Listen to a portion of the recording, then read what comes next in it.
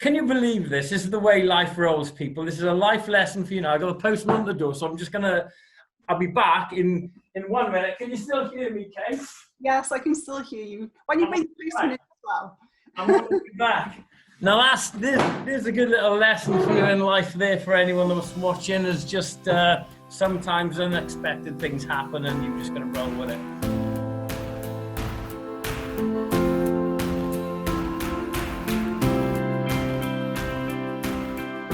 Thank you so much for joining me today and having a chat. So, as I said, I always say this whenever I talk to you, I'm always a little nervous because I have no idea where this is going to go. I do love speaking with you for that same reason, because you're not a traditional kind of athlete, because you just do things pretty much on a whim, slightly crazily as well. So I wanted to bring a little less discipline into my 2-year venture and a little more, wild child. And who better to speak to than you? So, you gotta be wild. You gotta be a little bit wild in life. Otherwise, life is just far too boring. Yeah. So, could you summarize a little bit of what you've done, because it covers quite a lot? Just a very brief summary is like I left school, 16 years old, came out with no qualifications. I didn't go back to find out my exam results because I didn't think I would have done that well anyway. I joined the army because I didn't think I was good enough to do anything else. I thought maybe I could be a mechanic, but I didn't think I was intelligent enough. And so I joined the army, went into a regiment called Junior Leaders Regiment Royal Artillery, failed my basic army fitness test, was voted the fattest person in the troop. And then I just said I want to be a commando in this elite unit that most people fail. As you do. So everyone thought I was just crazy. I had delusions of grandeur. I was a huge underdog. I mentioned. There it is. There it is. The underdog.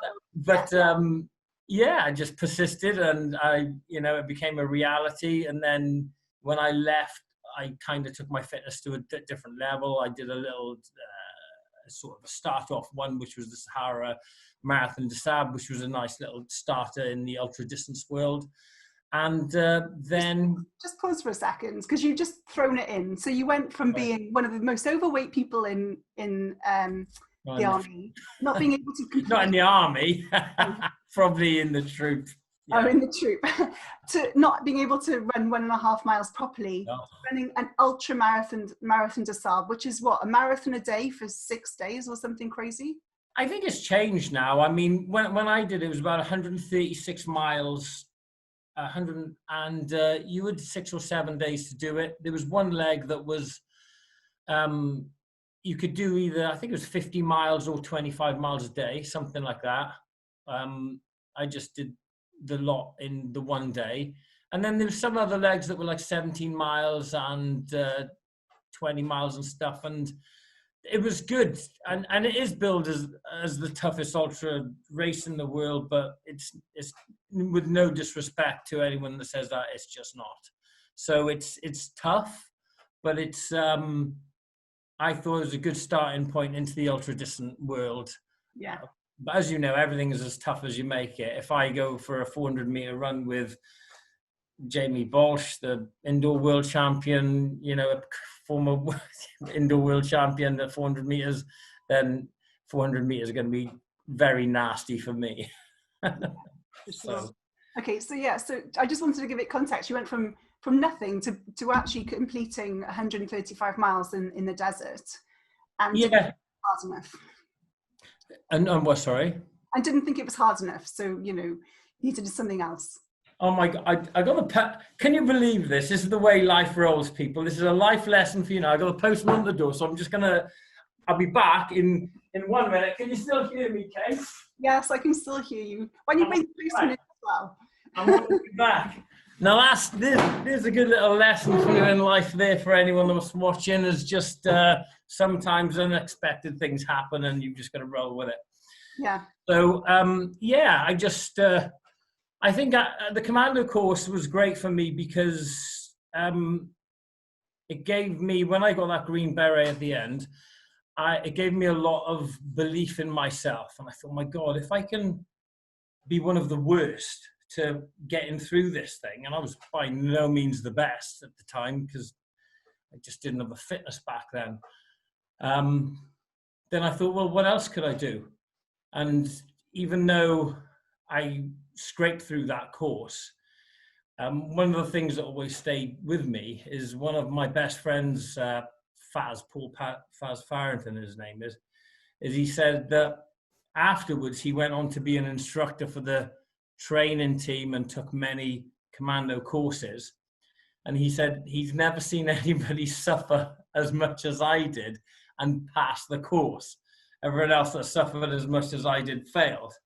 And that to me was more important than just being the fittest or the best on the course naturally. Do you know what I mean? It's like I knew that even out of all of the guys that passed, I knew that my determination was exceptional.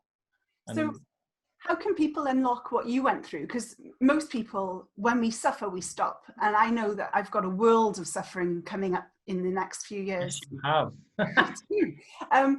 What tools, or how did you keep pushing through that, knowing that the suffering wasn't going to go away anytime soon? I think it was just a case of how much I wanted it, and I was really tired of being, not that you're a nobody if you haven't achieved anything. Everyone's got their own perceptions of success and achievement, and you know, being a successful parent is a huge thing. You know, getting through a life-challenging illness is far more of a success than anything that I have done physically. So there's many ways you can judge success, but for me, I just I think it was just down to, as you know yourself, it was just pure focus and determination. And I mean, when I started on that course back then, I was just like, I was talking to some of the guys and they said, oh, if I don't pass this first time, then that's me done. I think if you don't pass it first time, then you don't deserve the right to be a commando, and then you should just go. And I just looked at him. I remember the guy's name, Sandy, and I looked at him, and he was fitter than I was back then. And I just said, I don't care how many times. I said, I'm coming back as many times as they'll let me, and to pass this course. And I failed the first one. I just wasn't fit enough to go to the next phase, Limston. Second one, I had an injury, and all you can do with an injury is just sit and wait out and rest and all of that sort of stuff. And that's just going to be a part of your life if you're in any type of sport. You know, don't get frustrated. Just realize that injury is part of the process. And then the third time, I went for the All Arms course and got through. And I read a triathlon magazine, funny enough, and I've still got it today. And it was the first thing that I'd ever read on personal development. And it was just went on about focus, on about determination, about how bad you want it. And some of the world's best triathletes were just saying, some of the athletes out there were better naturally, but it was the ones with the determination that kind of got through in the end. So yeah, and your determination carried through outside as well, because you have run 1,600 miles on foot around America carrying a 35-pound bag, and won a few, furthest distance run online in a month sort of competitions as well against 20,000+ people. Yeah, so 50,000, 51,000K. Not that it matters. Do you know what to be honest, I would have been happy to come first out of me and 3 people, years ago. So, it's all relative, I guess. But yeah, that was a Strava distance challenge. That was in 2015. That was the last thing that I did competitive wise. And then first again in 2014, that was out of 40,000 people, roughly, just over. And yeah, the 1,600-mile run again in America was, I wanted an adventure, and I got the sponsorship for the flights.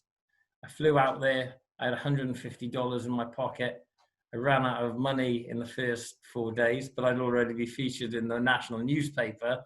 So I was like, I'm just going. And ironically, I ended up getting through the whole event by asking the managers in McDonald's and Burger King if they could sponsor me a Big Mac meal, or just anything that I could do to get through that. So it wasn't the most efficient run ever, fuel-wise, but sometimes you just got to do what you got to do. So when you went to America, did you know you were going to be running 1,600 miles, or was it just completely on a whim? Yeah, well, I mean, I hope to run 2,000 miles. So, I mean, some people will say, oh, well, that's a failure because you didn't do 2,000 miles. But, I mean, when I got over there, no, it wasn't on a whim. It was after the Sahara Desert. And before I did the Sahara, I went out to Death Valley. I read about a guy called Ray Mounsey who'd done a run in Death Valley. And it was a 200-mile run over 10 days. And he wanted someone to be his support driver. So then I said, have you got anyone to be a support driver?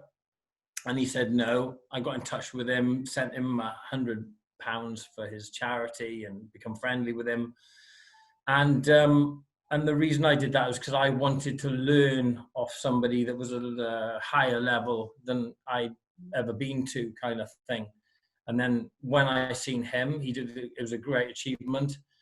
But I don't know if you're the same or if any of our viewers are the same, where they've looked at certain people and they've just thought, do you know what? I know you're good, but I may not be as good now, but I can definitely be better in the future. And so I just humbly learned off him. And yeah, so it was planned out, and it was, you know, I wanted to go to the best locations that I could. So Monument Valley, I watched Jim Carrey's Dumb and Dumber, and that was in Aspen. It was actually filmed in Breckenridge, but I had to go through Aspen anyway. And that was so beautiful. Monument Valley, Grand Canyon, San Diego, LA, and Hollywood, and all of that, and then ended up on the Golden Gate Bridge. And it was just a phenomenal adventure. And I had my Sony Walkman with me. So, listening to the Lion King soundtrack. And it's a funny thing, music can be so inspirational, and so whatever inspires you, use that. And I've learned a lot of people in the world of personal development, so yeah. That's helped me massively. So what you know, I'm still, you know, the 1,600 miles is really interesting to me because it's very similar to me on a bike. What keeps you motivated one step at a time to keep going for that long? I don't know. I just think it's in me. As soon as I start something that I really want to do, there's no stopping, you know. I mean, with that, I was just given a certain amount of time frame because I had to fly out at a certain time, and it started off harder than what it was, what I thought it would be, because I flew into Denver and I didn't take into account it's the Mile High City, so the altitude affected me a little bit, and the hills in Colorado certainly affected me with carrying a 45-pound pack on my back. It was an unsupported run. I started to have problems with my ankles in the first 3 or 4 days, so I knew I had to shed the weight and just got rid of the food, all of the excess weight. And that first day was 17 miles. So I fell back. As in life, you start missing goals sometimes, but going back to your question, it is just a case of how bad you want it. And I mean, my motivation was just, I don't know, just to do something I'd never done before. And even if I never fail, even if I didn't accomplish the 2,000 miles, and I flew along the way as well, so I was bedded down for 3 or 4 days. I literally couldn't walk a quarter of a mile, never mind running. Well, if all you ate was Macca's, I'm not particularly surprised. But yeah, that's true. It wasn't the best nutrition in the world. But Yeah, so I think for me, it was just wanting to take it to the next level. I mean, I knew I did the Sahara. I wanted to do something that was harder than that. And I wanted to do something that was a bit more independent. It was something that I dreamed up, and there's nothing wrong with an organized event. And there are hundreds, if not thousands, of many amazing events around the world that have been organized by very hardworking people. But I just wanted to do something that I had dreamed up in my head that no one had done before, and create something unique. And looking back, is there anything you'd do differently, or you'd improve on? Funny enough, I don't know if I would. I mean, even if I had better finances and all of that, to support myself better on that particular run, I don't know I don't think I would change it, just because of the experience it was. It's like when I did the 100K treadmill world record, it was, I mean, I was at home. All of the electrolytes, I had everything down to a T. Do you know what I mean? The exact amount of potassium, the exact amount of sodium, and all of that. And you need that for something that is, when you're competing against something, or you're trying to break a record of any sort. But I was just like, with that, I was just in America. Let's go for a jog. Let's see if I can do. And I still ended up doing 10 times what I did in the Sahara. So, And the 100K treadmill, because I've got a 24-hour static bike challenge shortly, which is the bike behind me. Yeah. What did you watch anything while doing that? How did you keep yourself motivated whilst doing running for so long?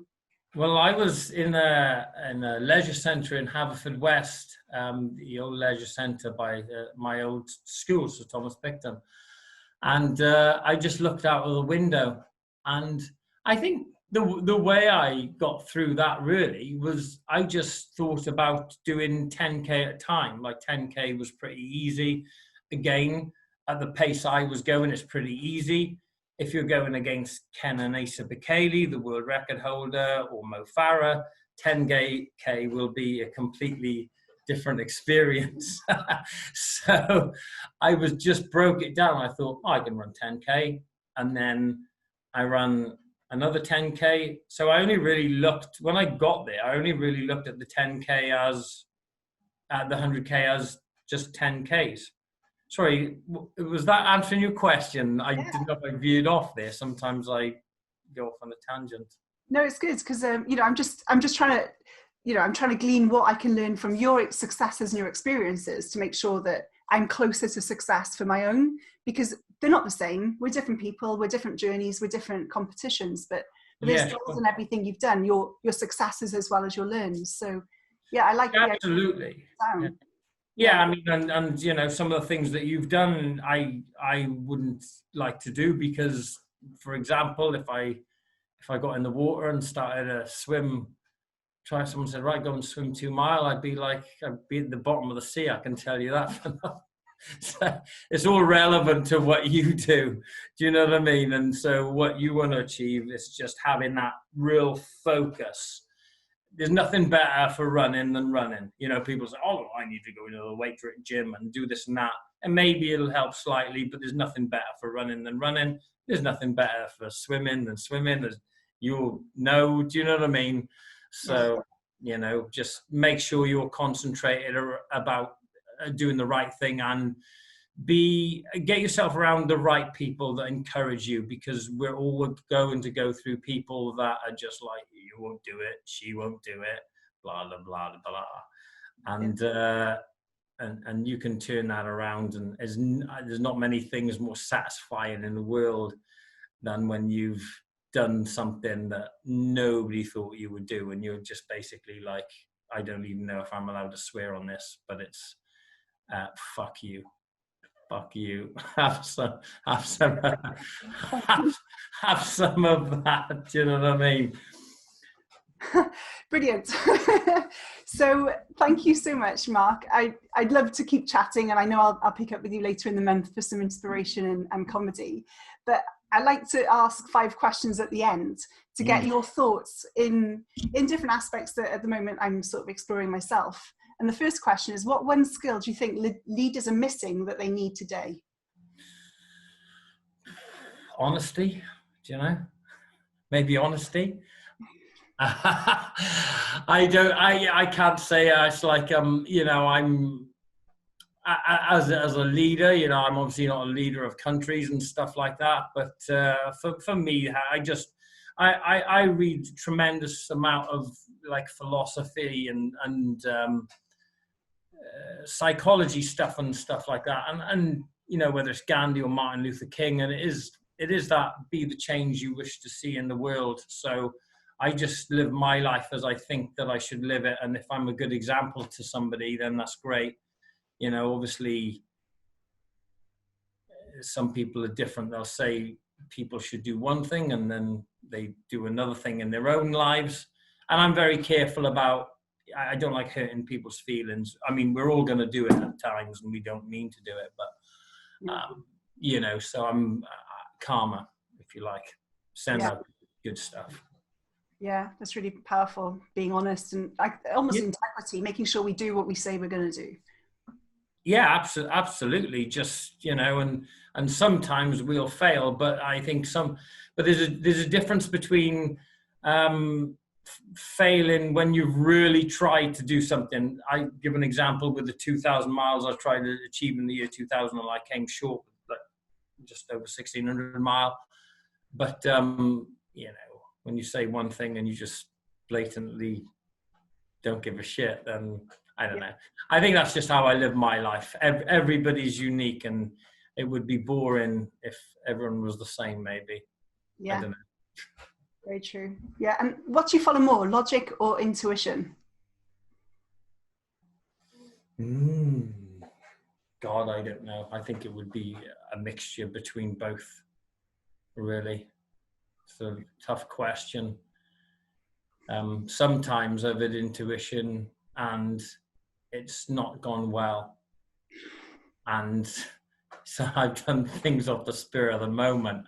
And I've like, I don't know if you're like me, but I mean, I can remember, in fact, I was reading something the other day that I wrote in one of my books is, you know, I can remember when I wanted to drive to Scotland years ago, I used to go back and forth on my motorbike and I wanted a car. So I bought a car, it was £350. It was a piece of shit. It was an old Ford Escort. Drove on the way to Scotland, got pulled over in Cumbria. This was on my intuition. And I got pulled over by the police, and apparently you need a driver's license, you need tax, insurance, and MOT to drive a car. So there's my intuition and spirit of the moment things. And then sometimes it's definitely better to listen to logic.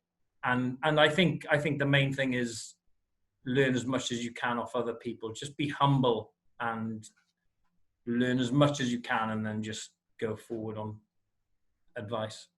Yeah, wonderful. And I think we've covered a bit of this, but how do you deal with failure or not achieving your goals? God, I don't know. I suppose it's just different for different situations, isn't it? I mean, failure could be anything from a sports failure to a business failure to a relationship failure.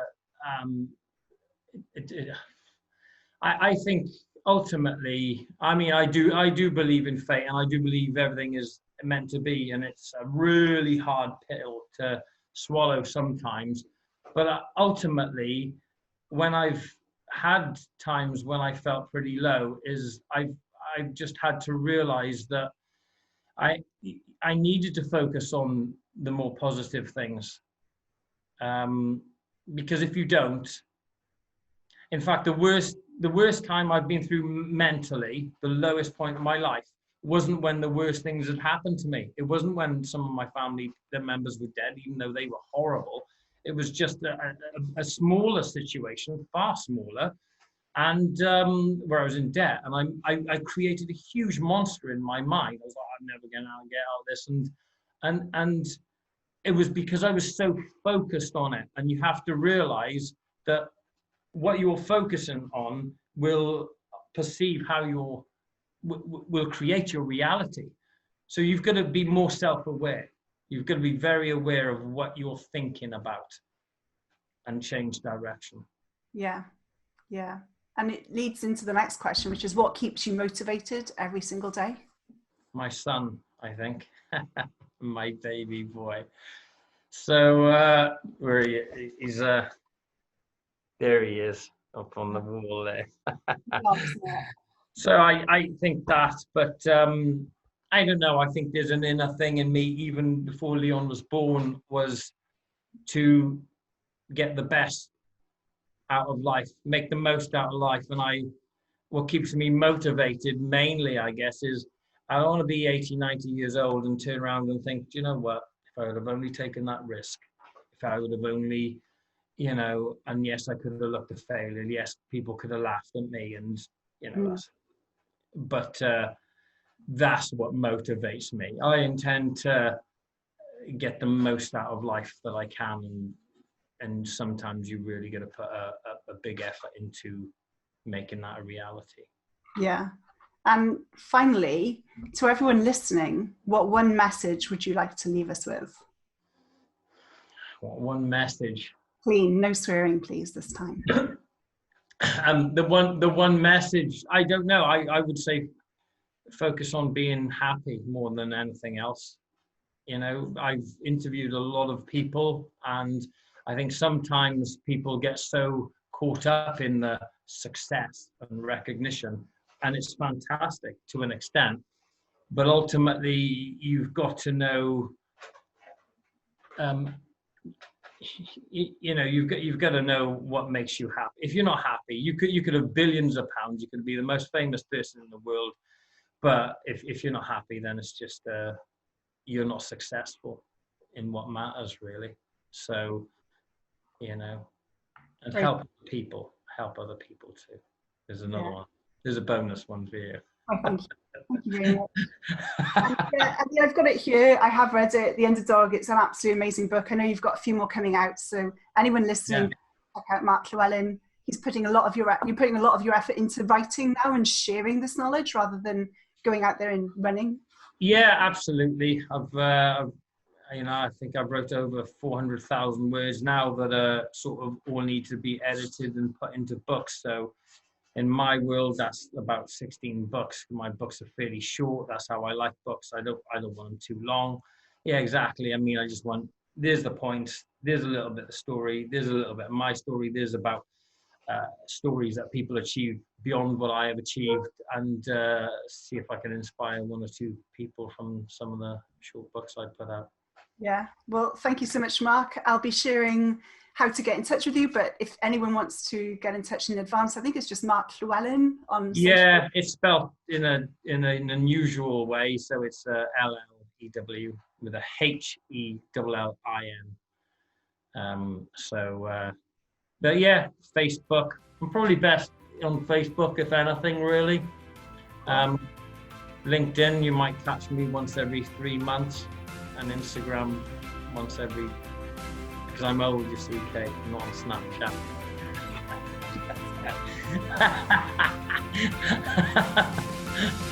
Well, it's been an absolute pleasure hearing from you.